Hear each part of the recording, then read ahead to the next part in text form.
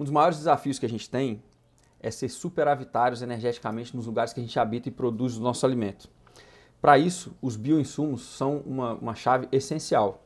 Não os bioinsumos que estão sendo patenteados por corporações e têm sido vendidos na mesma lógica de substituição, mas os bioinsumos que funcionam numa lógica onde nós criamos os insumos e a fertilidade que a gente precisa para recuperar os lugares e para melhorar os lugares onde a gente habita, para que eles tenham cada vez mais biocapacidade. Nesse sentido, estou fazendo aqui a primeira parte da oficina de bioinsumos com o Gabriel Fernandes, um agrônomo amigo que trabalha aqui em parceria com a gente aqui no sítio, e tem uma lógica muito importante. Eu peguei a recuperação do solo, que na escala de permanência da linha-chave é a camada número 8, e estou fazendo ela funcionar com a camada número 3, que é a água, e a camada número 5, que é a de sistemas de produção. Qual que é o contexto para vocês entenderem? A escala de permanência da linha-chave dá para a gente uma ordem de prioridade de planejamento e execução nas etapas da criação, do planejamento, implementação e manejo de uma propriedade rural. Então, na questão da água, eu estou tendo um desafio que o sítio que a gente comprou e está desenvolvendo foi desmatado de uma forma que não foi o combinado. Nós pedimos que fossem feita uma retirada de uma monocultura de pinos com a motosserra e a roçagem do subbosque. Tinha um prazo e eles iam estourar o prazo e entraram com a máquina e arrancaram tudo. O solo ficou todo desestruturado e a gente mora num lugar onde o relevo é acentuado. Então, com o solo desestruturado e as chuvas, a gente está perdendo muito solo. Como é que eu abordo isso? Dentro da escala de permanência da linha-chave, a gente tem um estudo da geografia da linha-chave, que é um estudo detalhado de microbacias e de alguns conceitos que foram criados pelo IOMAS. No caso, o ponto-chave e a linha-chave. Quando você entende a análise geográfica, você passa a entender como que você pode fazer uma padronização geométrica, a geometria da linha-chave, a partir desse entendimento do relevo.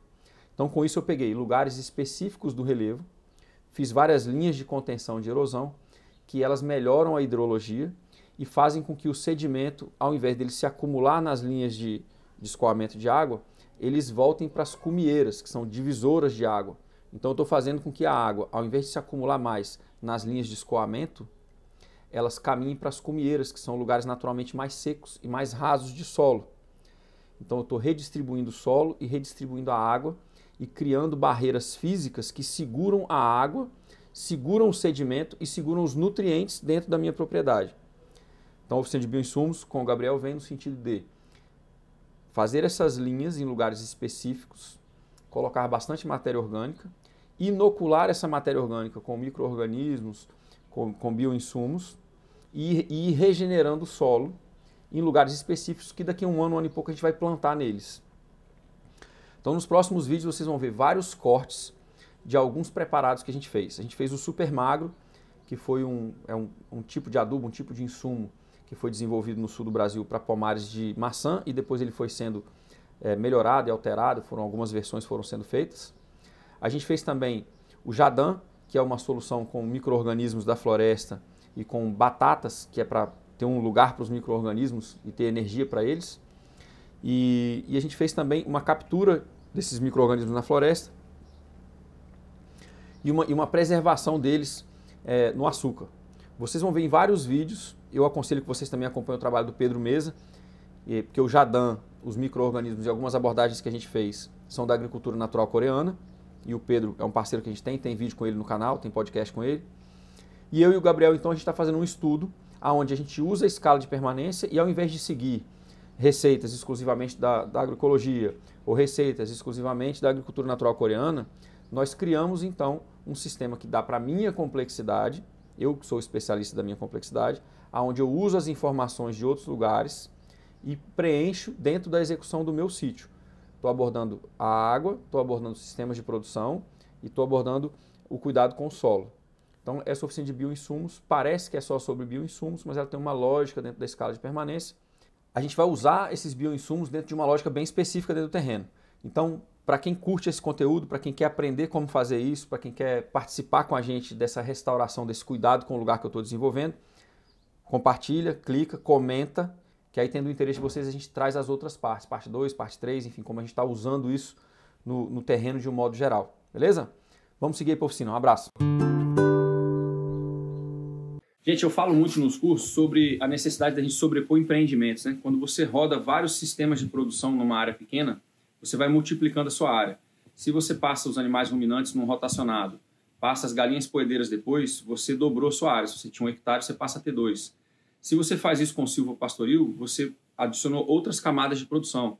Dentro de um sistema florestal, a mesma coisa. Cada extrato pode ser considerado um empreendimento.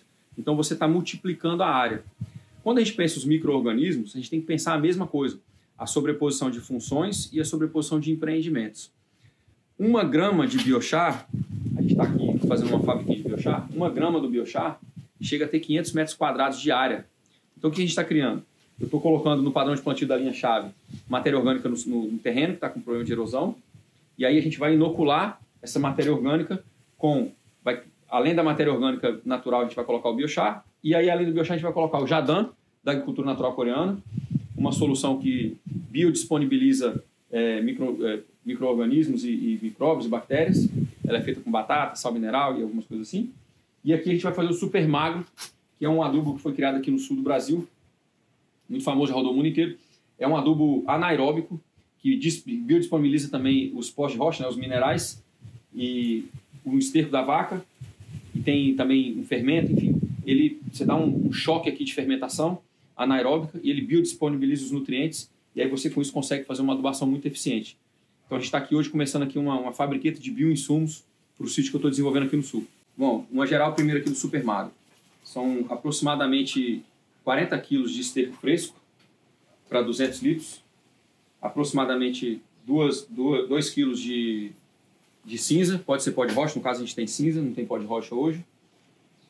1 litro de melaço, a gente não tem, então a gente vai usar o açúcar mascavo. E aproximadamente 2 litros de leite ou soro ou iogurte. No caso, o que eu achei o mais nutriente, assim, melhorzinho, foi o iogurte, não achei o leite bom. Então a gente vai começar agora a preparar isso aqui, a gente vai filmar para vocês verem o passo a passo aí. Então vamos lá. Primeiro aqui, aproximadamente 40 litros de bosta, de vaca. E aí, Bruno, gostou muito não?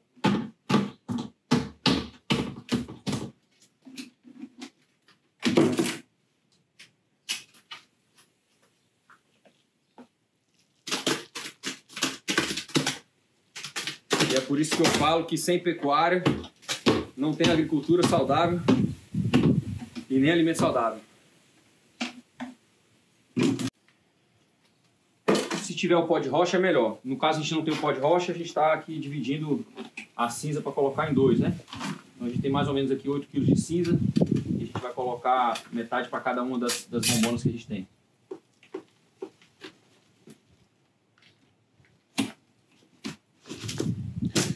Cortei. Tá bom. Então a gente colocou um pouquinho mais de 2 kg de cinza para cada bombona, para compensar o fato da gente não ter o pó de rocha. Por enquanto, se você tiver pó de rocha é bom. Então, são 100 gramas de fermento. Aqui tem 120, eu já derramei um pouquinho aqui nos assentos de gravação. É muito importante você ter lambidas de cachorro no seu Super Magro também. E aí, de novo, a gente está fazendo uma substituição. Não tinha o melaço, então a gente está colocando o açúcar mascavo. Aí agora a gente vai diluir isso aqui um pouquinho em água. Quando é o melaço, você tem que colocar um pouquinho de água morna. Não pode ser muito quente para não matar os micro-organismos. Mas no nosso caso pode ser frio porque o açúcar ele já é mais solúvel, né? Então a gente vai dissolver isso aqui agora. E aí isso aqui vai para dentro da bombona.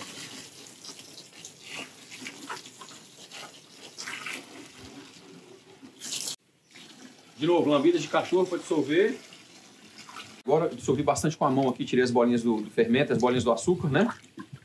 Então a gente vai jogar ali agora dentro da bombona, junto com o iogurte.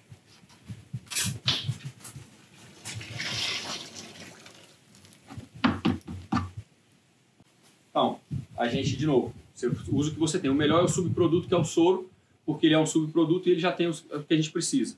Então a gente tem aqui micro-organismo do rumen, porque a gente tem o esterco fresco, e a gente tem os lactobacilos, que a gente está usando um leite. O derivado do leite, o iogurte ou o soro, eles fornecem os aminoácidos que vão ajudar na síntese proteica dos micro-organismos que vão se desenvolver aqui dentro. O açúcar é o combustível, que a gente tem a síntese proteica, e a cinza vai solubilizar os minerais que a gente precisa para o solo.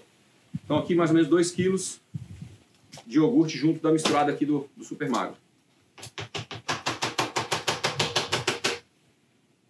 Essa água aqui.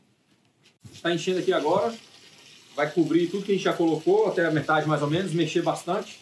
Depois a gente enche quase até em cima, deixando 20% vazio, que é o espaço para poder variar as bolhas de fermentação, a matéria que vai fermentar aqui dentro, para não entupir as válvulas. A gente lacra e deixa pelo menos 30 dias. Em alguns lugares vai ser mais do que isso se estiver muito frio, tá? E tem uma outra abordagem que você pode ir incluindo sais minerais depois, mas não é o que a gente vai fazer aqui. Galera, já foi mais ou menos metade. Eu estou misturando aqui. A gente está adicionando algumas coisas. Essas receitas, elas são princípios, né? Você não precisa seguir tudo muito à risca e você tem que adaptar com o que você tem. O princípio geral desse tipo de bioinsumo é você conseguir ser autossuficiente no que você produz e fazer isso com baixíssimo custo. Então a gente estava sem o pó de rocha, mas a gente está dando uma caprichada nos micro-organismos. A gente tem aqui um micro-organismo que eu capturei e já cultivei com açúcar, então ele já está fermentando aqui há um tempo. Então a gente vai usar ele na mistura. E a gente vai usar também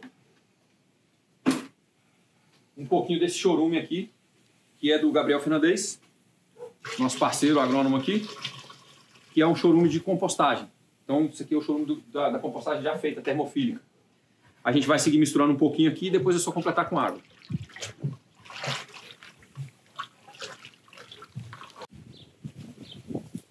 Bom, fechamos tudo aqui, deixamos 20% da embalagem, né? E agora a gente vai lacrar essa embalagem e vai colocar ela dentro a mangueira dentro do litro de água, para que não tenha troca dessa água que está aqui dentro, desse ar que está aqui dentro, com o que vai ficar do lado de fora. Então a mangueira aqui, tem aqui um armegozinho aqui, ó. Bota ele aqui, deixa eu dobrar mais.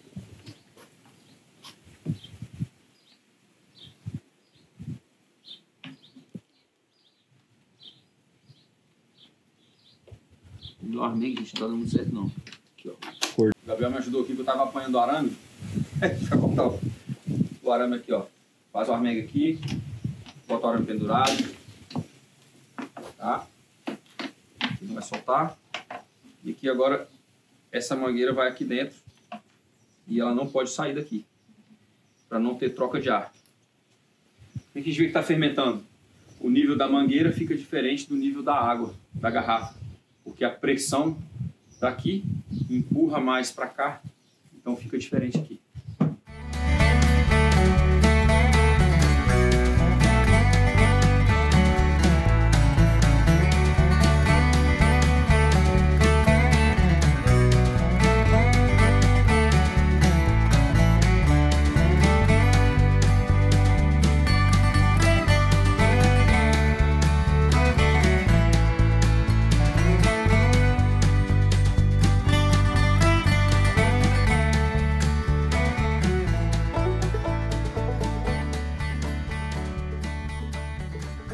Captura aqui, vai usar a parte superior do solo, né?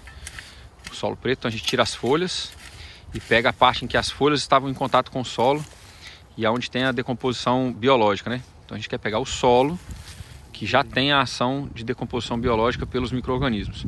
Nesse caso aqui a gente está fazendo o jadã. Então o jadã a gente não precisa fermentar, porque eles vão fermentar dentro da bombona com a batata e o sal.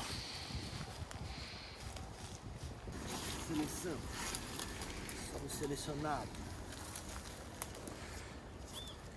As folhinhas já estão ganhando uma cor diferente.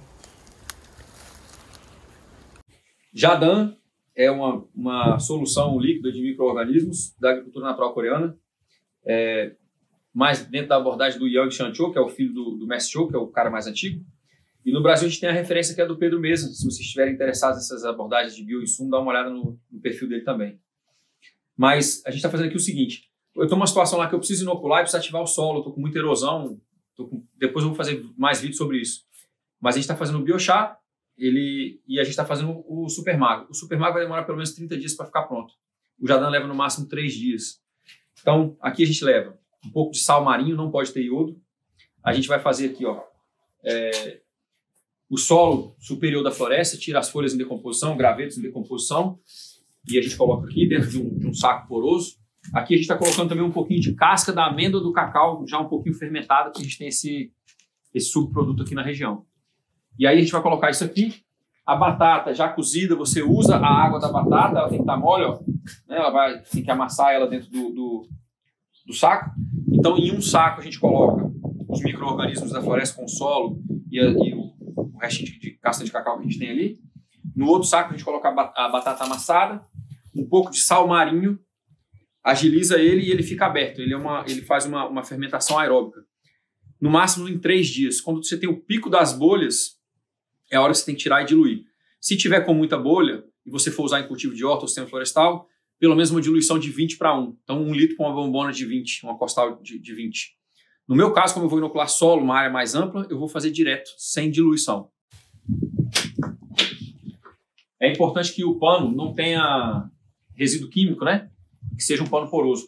O pessoal usa muito as redinhas de fazer o queijo, né? O saquinho do queijo. Aquelas fraldinhas também, pode ser.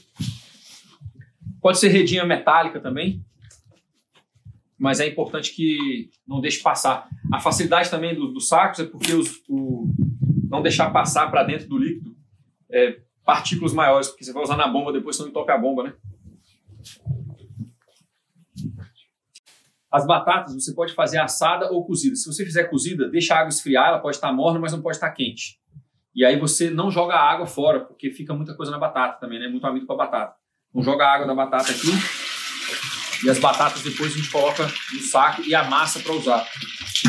Passou uma inteira. Solo da floresta com material em decomposição, já tudo fungado, né? Com micorriza. Um pouquinho da casquinha da castanha de cacau já fermentada também. Vai aqui, né? Cordinha para a gente amarrar. E aqui agora a gente vai colocar já a batata que já está cozida e eu vou amassar ela. No da batata, tem um jeitinho da gente fazer aqui que é o seguinte, como a gente vai amassar ela e ela é mais leve, a gente coloca junto com ela uma pedra para ela pesar aqui e ficar a maior parte possível do amido em contato com a água. Aí aqui a gente pode colocar algumas coisas. Suco de planta fermentada, você pode colocar algum tipo de cultivo para já inocular o tipo de cultivo que você quer. Então, no meu caso aqui, por exemplo, num futuro próximo, eu quero plantar uva. Então, aonde eu vou inocular esse jadã, eu vou botar aqui dentro uns cachos de uva daqui de produção da região. No meu caso, né? Eu quero plantar uva mais para frente, então eu vou colocar a uva aqui junto. E aí, a teoria é que o tipo de cultivo que você vai trabalhar com ele já tem alguns micro-organismos e um metabolismo adaptado. Então eu vou colocar a uva junto com a batata, vou amassar tudo e vou deixar aqui. Podia ser tomate, podia ser outra coisa. Importante também você coletar o máximo de micro-organismos possíveis na sua região, né? Quando você já tem bastante da sua região, você pode até trazer de outros lugares, mas começa com os da região que já são os bem adaptados, com a pressão, com o clima, com o regime de chuvas, né? Então, é isso, é relativamente simples e não tem uma receita fixa. São princípios e você vai misturando de acordo com o que você precisa. Então, no meu caso, estou inoculando as linhas, no padrão de cultivo da linha-chave, com o jadã, com o biochar, com matéria orgânica no solo, com plantio de cobertura de inverno, para depois, daqui um ano e pouco, começar a plantar uva. Sistema bruto de fazer purê de batata. E essa pedra a gente já vai usar ela depois para o saco ficar pesado, né? Então, virou uma papa aqui.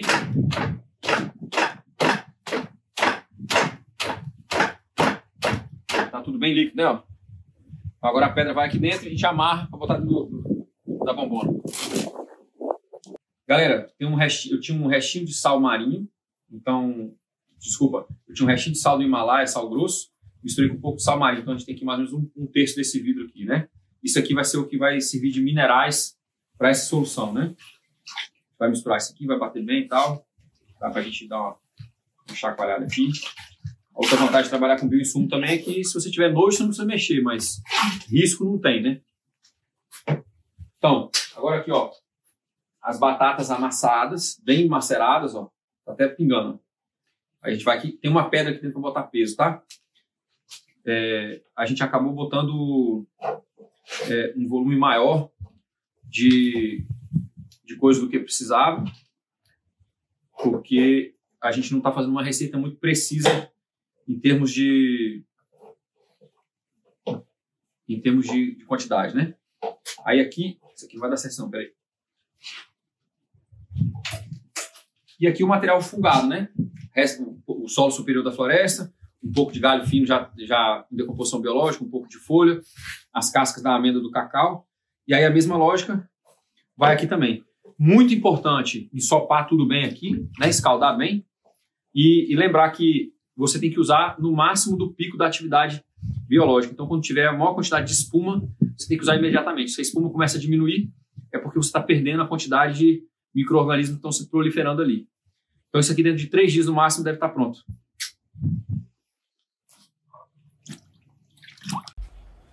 Gente, uma das coisas que a gente precisa fazer, nesse sentido de ter sempre os micro-organismos que a gente vai usar para inocular, é fazer as capturas. Então a captura é feita com o arroz cozido com grão duro ainda, sem sal. A gente coloca numa caixa, a gente tá aqui, ó, caixinha para fazer isso. Coloca numa floresta fechada, cava um pouquinho, bastante matéria orgânica perto, não pode chover dentro. E a gente deixa ali de 5 a 7 dias. Vai dar um bolor nesse arroz e a gente pega isso aqui e começa a usar no açúcar para fazer iterações de criação desses micro-organismos. Você consegue de vários lugares diferentes, desde que sejam próximos primeiro, e depois você pode ir afastando.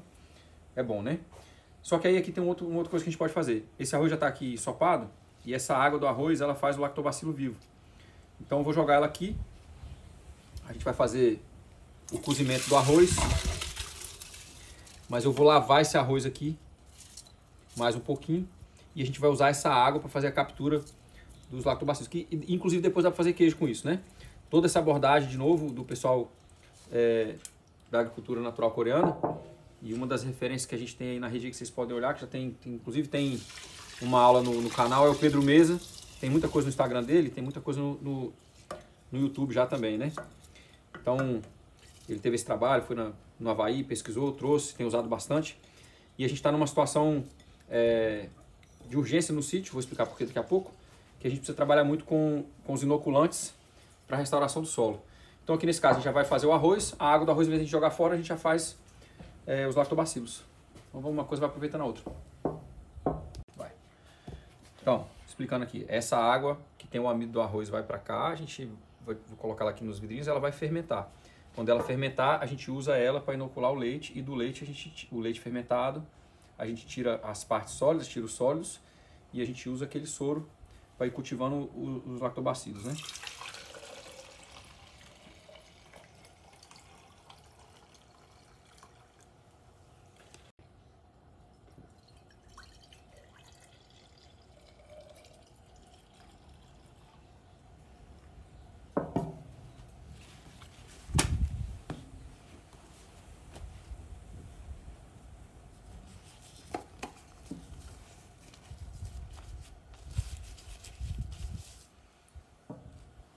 Aqui o milhinho muçulmano.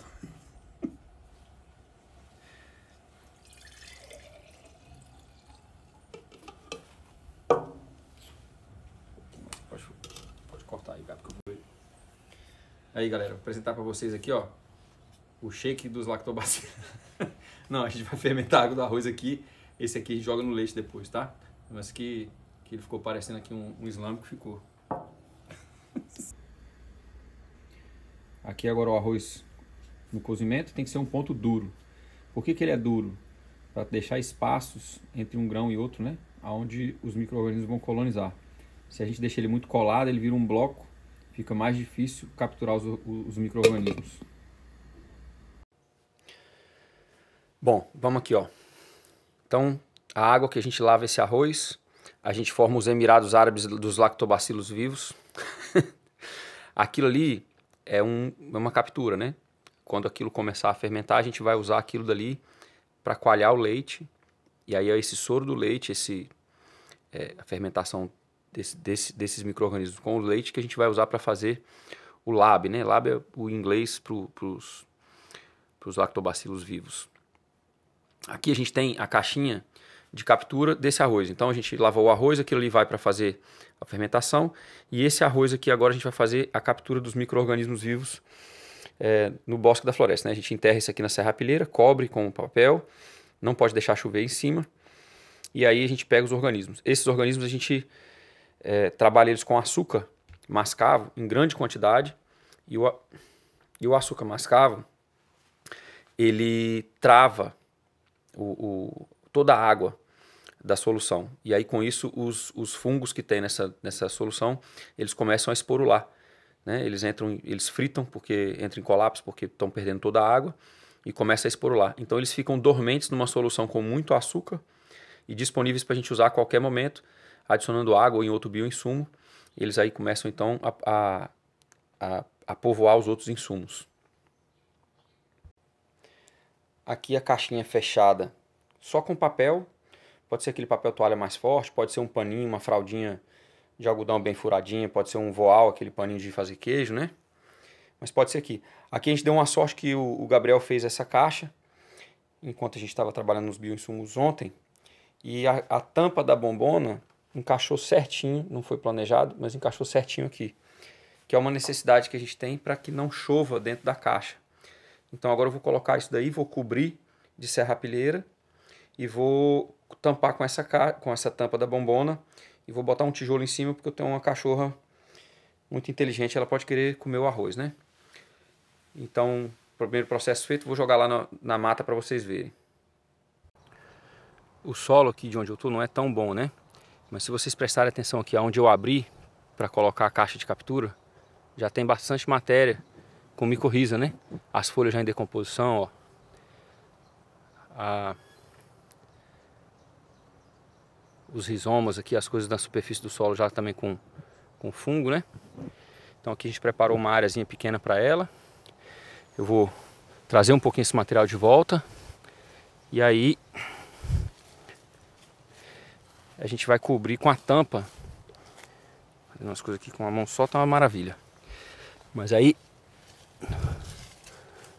a gente vai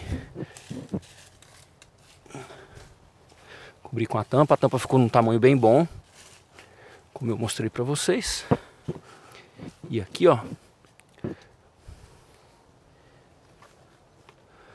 tá feito o nosso esquema. Desculpa a filmagem tremida aí, mas a gente pode ir cortando. E é isso. Agora vai ficar aqui de pelo menos 5 dias, 5, 7 dias. A partir do 5º dia a gente vem dar uma olhada, ver como é que tá e vai seguindo.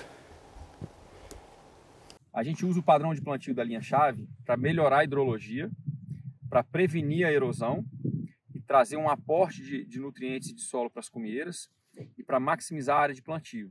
Maximizar considerando a hidrologia.